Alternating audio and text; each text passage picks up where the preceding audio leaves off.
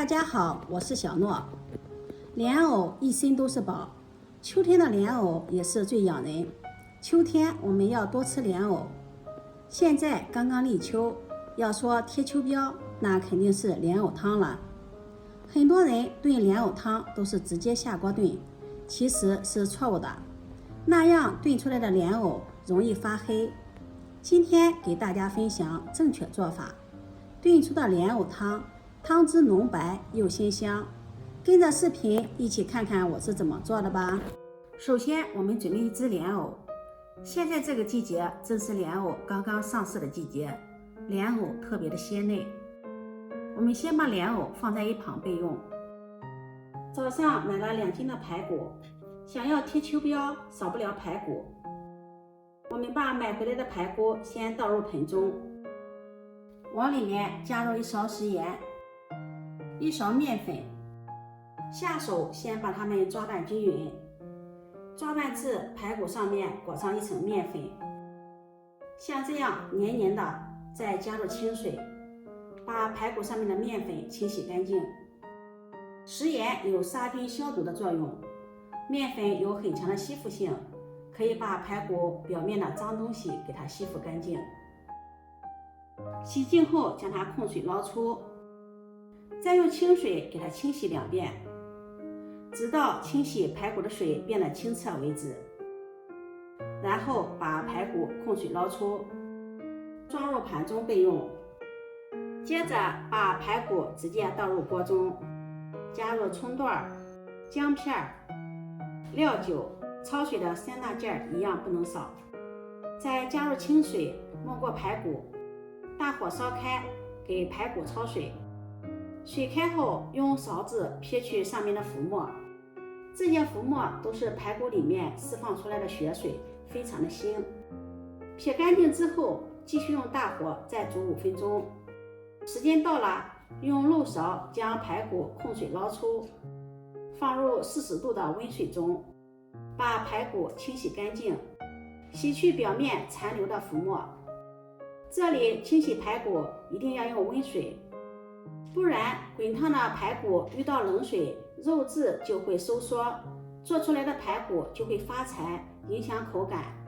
大家需要注意这一点。洗净后将排骨控水捞出，放入盘中备用。接下来准备1段大葱，斜刀切段，1块生姜切片，切好后装入盘中备用。接下来锅烧热，加入食用油，油热放入葱姜，炒出香味儿。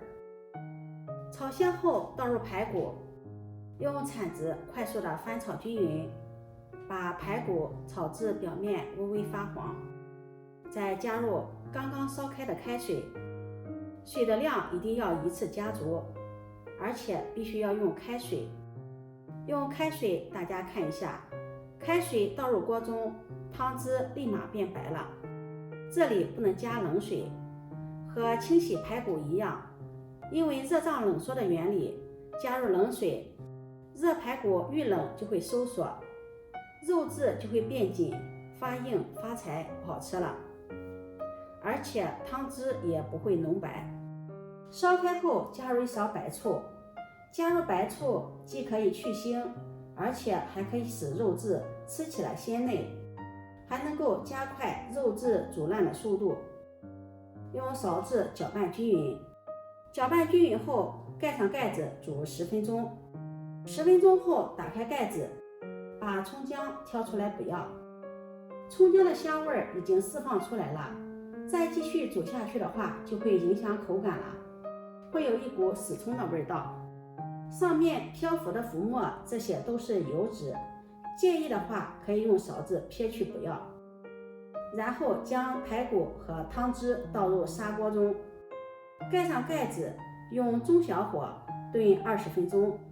趁这个时间，我们来处理一下莲藕。用削皮刀先把莲藕的皮给它削掉。我们在选莲藕的时候，最好选择这种2头封闭的，这样的莲藕比较干净。去皮后再切掉2头，然后切成滚刀块。炖汤的话，可以选择这种老一点的莲藕，它的淀粉含量高，水分少。喜欢吃清脆口感的，也可以选择白莲藕。切好后，我们看一下莲藕，藕洞的中间还有一些脏东西，虽然两头是封闭的，但是中间还是进了一些脏东西。像这样的藕洞也不好清洗。我们先把藕块放入盆中，加入1勺白醋、1勺食盐、1勺面粉，再加入清水，把它抓拌均匀，抓拌至食盐、面粉溶解开。加入白醋可以防止莲藕氧化变黑。加入食盐，食盐有杀菌消毒的作用，毕竟莲藕是长在淤泥中。加入面粉，面粉有很强的吸附性，可以把藕洞中的脏东西给它吸附干净。然后浸泡10分钟。浸泡10分钟，莲藕藕洞中的脏东西也软化了，再用手给它抓洗干净，控水捞出，再用清水多清洗几遍，直到把清洗莲藕的水变得清澈为止。然后把莲藕控水捞出，把莲藕装入盘中备用，这样我们吃着才会放心。接下来准备一把红枣，把它放入大碗中，往里面加入1勺食盐、1勺面粉，再加入少许的清水，把红枣打湿，用手给它抓拌均匀，让红枣均匀地裹上一层面粉糊。红枣的上面有许多的褶皱，这里面藏有很多的灰尘杂质，简单的清洗不干净。加入食盐，食盐有杀菌消毒的作用。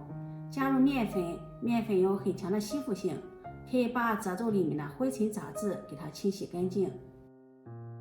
然后再加入清水，把红枣上面的面粉糊给它清洗干净，这样灰尘也跟着清洗掉了。洗净后将它控水捞出，再用清水将红枣清洗几遍，直到清洗的水变得清澈为止。然后把红枣控水捞出，装入碗中备用。排骨已经炖得差不多了，我们打开盖子看看，哇，真的是太香了，汤汁浓白。现在再把清洗干净的莲藕块放进来，清洗干净的红枣也放进来，用勺子搅拌均匀。红枣属于药食同源的食材，炖汤的时候加入几粒大枣，可以补气养血，增加营养。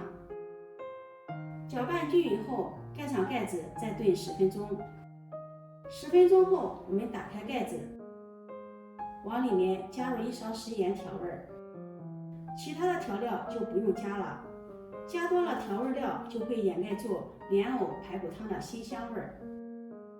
搅拌均匀，化开食盐就可以关火了。看着真的是太香了，先盛出一碗自己尝一尝。这样我们的莲藕排骨汤就做好了。看一下，排骨软烂脱骨，莲藕洁白不变色不发黑。再看看汤汁，汤汁浓白，看着就很有食欲。虽然是排骨汤，看上去一点也不油腻，加入了莲藕、红枣，反而有清淡鲜香的感觉。如果你喜欢，就收藏起来试试吧。喜欢我的视频，记得点赞、关注、转发，点我头像可以看到更多美食视频。我每天都会发布不一样的视频，我们下期视频再见。